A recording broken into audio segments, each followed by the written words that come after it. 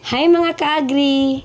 Today's video, atong suruyon ang grape farm diri sa Butuan City.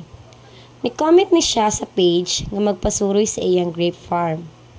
Oh, sakto inyong nadungog, grape farm diri sa Butuan City. Ali, ubanin na sad ko ninyo, suruyon ta. Gikan sentro sa Butuan City, bihayon siya around 15 to 20 minutes via diversion road. Ang nakanindot kay ang location sa ilang farm duol ra sa highway ug dali ra tutulon. Kaagri, naa na ta diri karon sa Rio Real Grapes Farm. Atong libuton kung unsa ang naa sa sulod ria.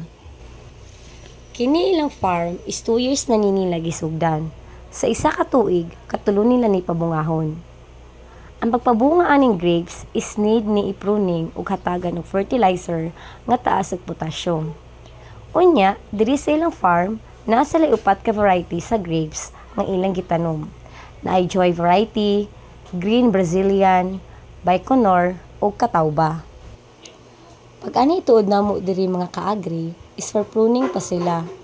Maong sa karon, pipilara ang bunga.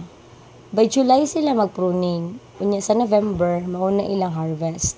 So kung naa may plano mo anhi nga gusto mo makakita og daghang bunga, ani mo sa month of October to November.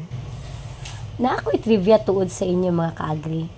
Kabalo ba mo nga ang seedless grape is gitreat ang bunga ana og GF3 o gibberellin para dili mo form og liso? Na-treat pa jud og ice cream ang mga chikiti nga kuyog baboy. So happy yarn! Before ko makalimot mga kaagri, ang location tuod ani is naa sa Purok 1, Barangay Tagibo, Butuan City. Likod na jud ni siya sa UCCP nga simbahan.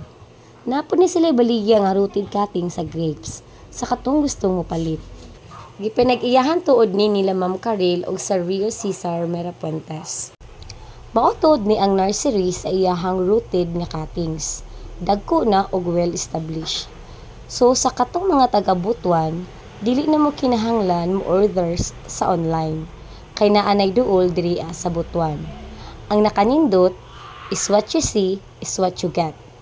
So, sa katong mahiligon nga magtanom og grapes, just PM grade 2 kind or si Rio Cesar Merapuentes sa duga nga impormasyon. Mga kaagri, suportahan nato ang atong mga local farmers para daghan pang maengganyo mananom. Para sa masaganang agrikultura, maunlad na ekonomiya. Eat lokal, buy lokal. Maura to. Daghang salamat! Bye-bye!